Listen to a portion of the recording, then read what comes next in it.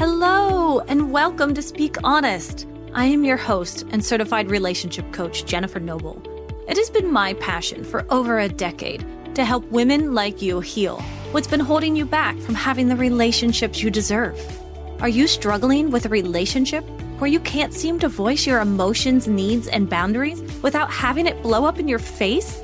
Then you have found the right podcast, my friend. Get ready for practical tips, empowering truths, and honest conversations. Now, let's dive in. Hello, everyone, and welcome back to another episode of Speak Honest. Today, I wanted to dive more into the drama triangle.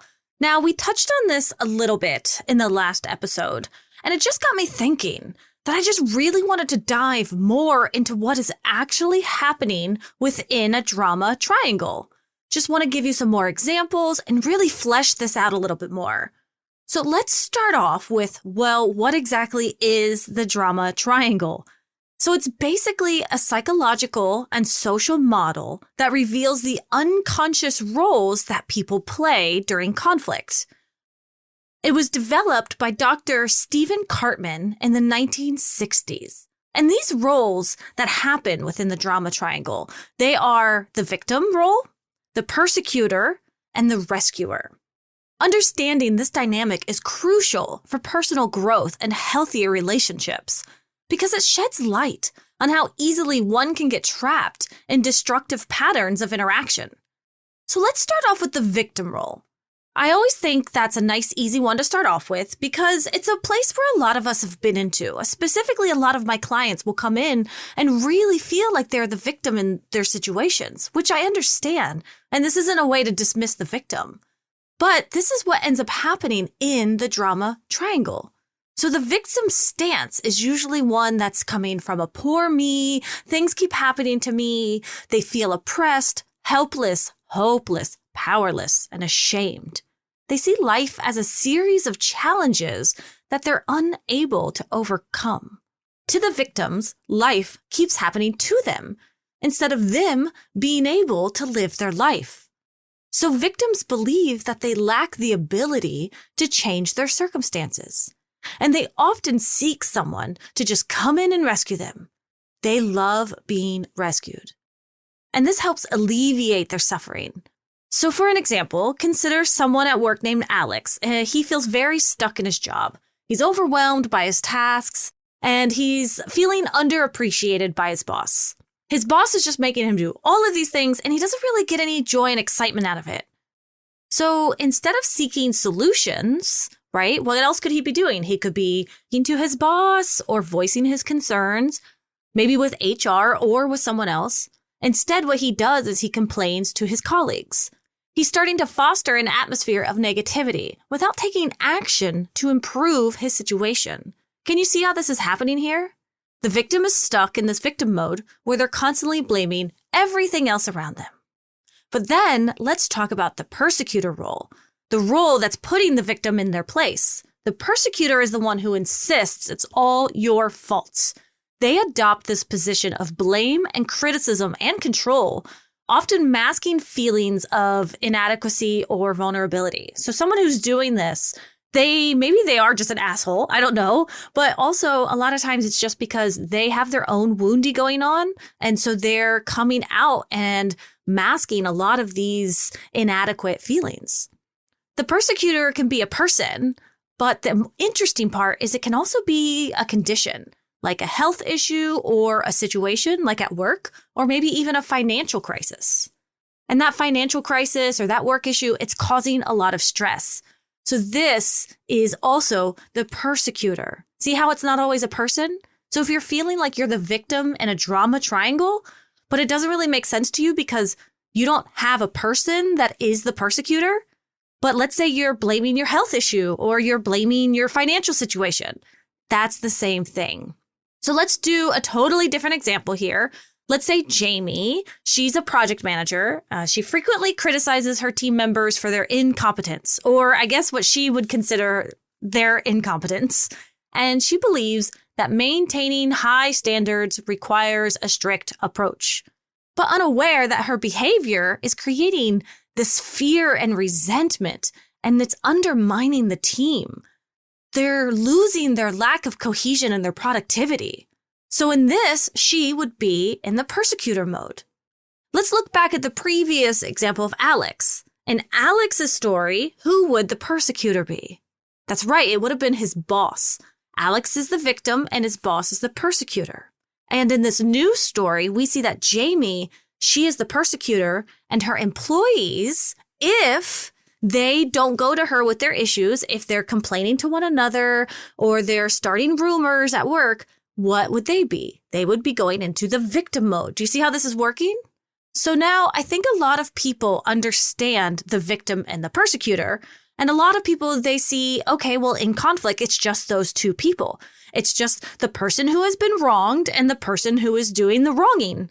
But within the drama triangle, there is one more role that plays a critical aspect to this, and that is the rescuer. The rescuer is a really important part of the drama triangle. And because the rescuer's motto is, let me help you, rescuers seek to assist without being asked whatsoever. So they're helping, but nobody asked them to.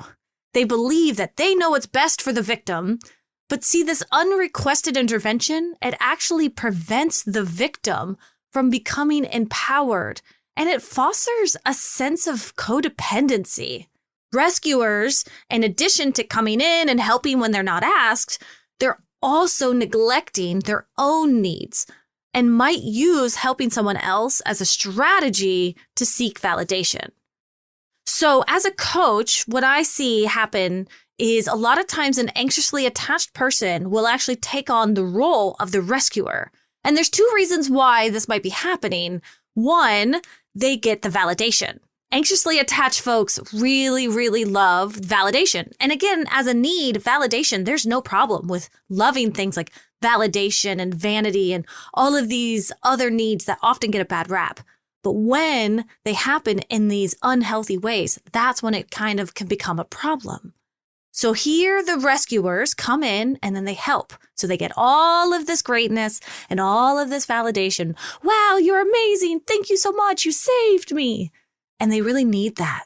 And the other thing that I see with anxiously attached folks is that they actually come in as a rescuer in order to kind of create this codependency. Now, I'm not saying this has happened on a conscious level. I don't think anyone is actively coming in and saving someone and thinking, great, now I have them enmeshed to me. But this can happen a lot because of the insecurities going on within the anxiously attached person. They come in and they save, and they get the other person to see that, hey, you need me. Because if you need me, you won't leave me. Do you see how that works? That's how we begin codependency. We can also see this a lot within a parental situation. So let's say a mom swoops in and keeps saving their child from, let's say, the teacher. So now there's this dependency that's happening, and the victim, or the child in this situation, is not able to stand in their own power and fix it. And instead, they start to become dependent on the rescuer. And so again, this creates a codependency. It creates enmeshment. Well, the victim, they want this. That's why this is so hard to break. The victim wants someone to come in, swoop in, and take care of them. The victim needs this. They want this. The rescuer wants this. They need it. So naturally, these two are attached to one another. But what's the consequence of having this happen? It means the victim stays in victim mode and the rescuer is neglecting their needs. So now the rescuer starts to feel resentment and the victim doesn't understand what's going on. And all of this is blowing up in all of our faces over and over and over again. It's a lot. But now that I've talked about what all three rules are of the drama triangle, let's talk about breaking the cycle of this triangle, because this is what we all really want to figure out. We want the path out of the drama triangle. And the way we get there is by recognizing these roles, understanding their functions, and adopting new and healthier ways of interacting. So this involves moving towards roles of empowerment. This is where we're going to start shifting out of the drama triangle roles and into more empowering roles. So instead of the victim, we become the creator. Instead of the persecutor, we become the challenger.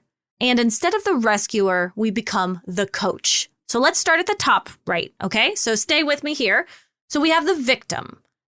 But how do we become the creator? Well, the creator seeks solutions. They focus on what they can control, and they take responsibility for their choices. They view challenges as opportunities for growth. Can you see the difference between the creator and the victim? The victim is stuck in their victim story, and they think everything is happening to them. Whereas the creator is focusing on what they can control, so life isn't happening to them. They are essentially happening to life. They are understanding that there are some things they can control and some things they can't. So this breaks them out of the victim role. But how about for the persecutor? So how do we go from being the persecutor in a conflict to being the challenger? Because, hey, sometimes when you're a boss or a parent or someone who is leading, it is hard to try to get people to do what you need them to do. And so sometimes you might just think, well, I guess I have to be the bad guy. I'm going to have to be the persecutor here. There's no other way. Because trust me, I've been there as a parent myself. Whenever it is that I need to get my son to do something, I immediately become the persecutor. But there's another way around this. See, the challenger provides honest feedback and encourages personal growth. They respect others' abilities to solve their own problems, and they support them in doing so. So the difference with the challenger is they're still going to challenge people on being better, and they're still going to hold them to higher standards and work towards growth. But it's going to come out as encouragement. It comes with a growth mindset. Not like the persecutor that is just putting people down all the time. Do you see the difference? Because I don't know about you, but I've definitely had bosses that were way more persecutors than challengers. The kind that are just like, you're not doing enough. You suck at this. Why can't you just be better? But all of this stuff. Whereas I've also had bosses that have come in and challenged me. And they say, Jen, wow, you're doing a great job here. But here's where we can also be stepping up in these areas. How would you like to work on that? That feels so different, doesn't it? And so then let's move on to the rescuer. So how do we become a coach instead of a rescuer? I know a lot of us out there want to come in and rescue people from their situations, but I'm going to tell you right now, that's not actually helping them. See, the coach supports others and they help them in finding their own solutions. They ask empowering questions and encourage self-reflection. They foster independence and personal empowerment. Now, I love this one, obviously, because I myself am a coach, but I love that we can actually be doing this outside of an actual coaching institute. You, as a friend, can be a coach to anyone. So instead of coming in and rescuing your friend from their boss, ask them questions. Get them to start reflecting on what's going on. Help them find their own solutions. Don't do it for them. That's how we break out of the rescuer role and into the coaching role. So now that we understand what all the roles are and what roles we can be doing instead, let's look at the practical application of all of this. See, understanding the drama triangle and its alternatives can dramatically improve how we interact with others and confront our own issues. By recognizing when we're slipping into one of these roles, we can pause, reflect, and choose a more constructive path. This not only enriches our relationships, but also promotes a sense of personal agency and fulfillment. So, as we wrap up our episode today, it's important to remember that escaping the drama triangle isn't about eliminating conflict or getting rid of all of our difficult emotions. It's about approaching these challenges in healthier and more constructive ways. By fostering awareness and practicing new behaviors, we can transform our interactions and build stronger, more positive relationships. And that's all I ever want for all of us here. I want us to be learning how we can be having happier and more fulfilling relationships. So if you've ever been stuck in a drama triangle, I would love to help you through it. You can jump in our free Facebook group. The information is in our show notes, or I would love to have you on as a guest on our podcast. I'm currently looking for more guests to come on and share their story with me, and I would love to coach you through any relationship situation that you're having. If this is anything that you're interested in, please reach out to me via email or jump into the Facebook group and reach out to me there. Again, all of this information is in the show notes, and I cannot wait to hear from you. Until next time, take care. As we wrap up today's conversation, always remember that healing is a journey, not a destination. And it is an honor to be a part of your healing journey. If you want to dig deeper into the topics we covered today, be sure to head over to our show notes where you can find all of the valuable information mentioned in today's episode right there.